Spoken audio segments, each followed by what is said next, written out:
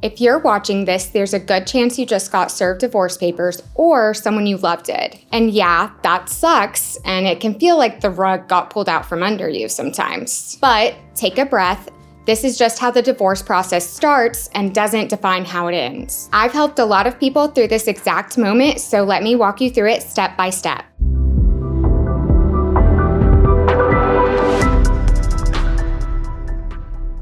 Step number 1 is to not panic. I know that's easier said than done, but trust me, this is not the time that you want to spiral. You're not going to lose everything overnight. You do have rights and you do have time. Step number 2 is to read the petition that you were served with. Once you've caught your breath, read through the entire petition. You're going to want to look for a few things. One of the first things you want to look for is the grounds for divorce. Typically, the grounds will be insupportability, which is equivalent to a no-fault divorce. You'll also be able to see if they are asking for temporary orders, as well as child support, custody orders, and if there's anything specific as far as property division that they might be asking for. As you read through it, highlight or make a list of anything that grabs your attention or concerns you, and you can bring that to an attorney and they can talk you through it. Step number 3 is to know the deadline you are under. From the day that you are served, you have around 20 days to file an answer. An answer is an official response that you file with the court. If you don't file an answer, the court can move forward without you, and that's something you definitely don't want to happen. So you don't want to wait around, you want to go and talk to a lawyer ASAP.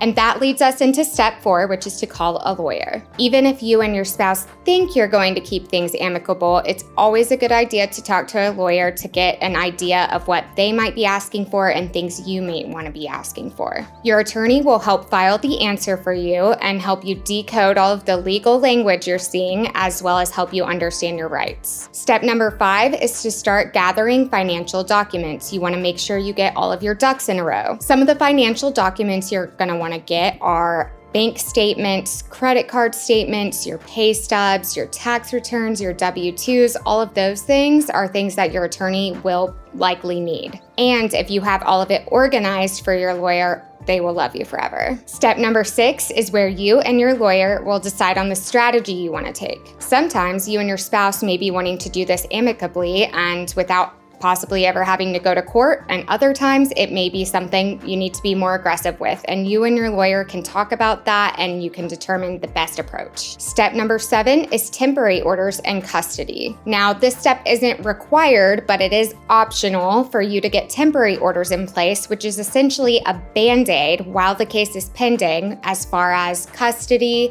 child support, who's paying the bills, things of that nature. One of the biggest things that temporary orders can decide is who is going to have exclusive use of the marital home while the case is pending. Again, temporary orders aren't required. Sometimes spouses even live in the same house while the case is pending, but it really just depends on your situation and how you and your attorney decide you're going to handle it. Step number 8 is to think of the ideal parenting plan. If you and your spouse have kids, you need to start thinking about things such as school pickups, your kids' extracurriculars, both of you and your spouse's work schedules, things of that nature, because all of it matters when it comes to custody and the schedule that you and your spouse will have moving forward. One thing to remember is the court is always looking out for what is in the best interest of the child. It's not about what either you or your spouse want, and it's really dependent on just what the judge thinks is going to be best for the kid. Step number 9 is to zip it on social media. I cannot stress this enough. Do not post on Facebook, Instagram,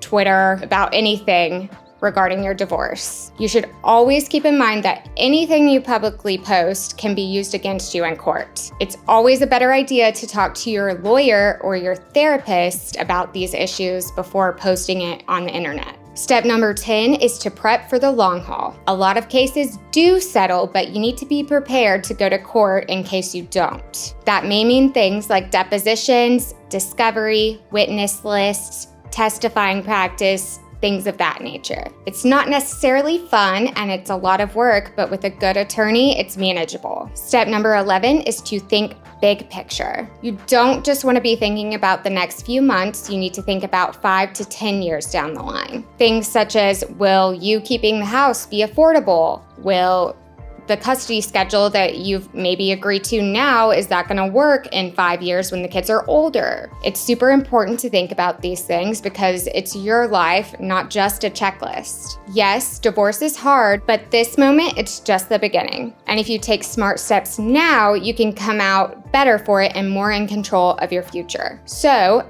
take a deep breath, reach out to an attorney in your area, and know that you're not alone in this. If you have questions or you're feeling overwhelmed, definitely reach out to Varghese Summersett Family Law Group. We're here to help.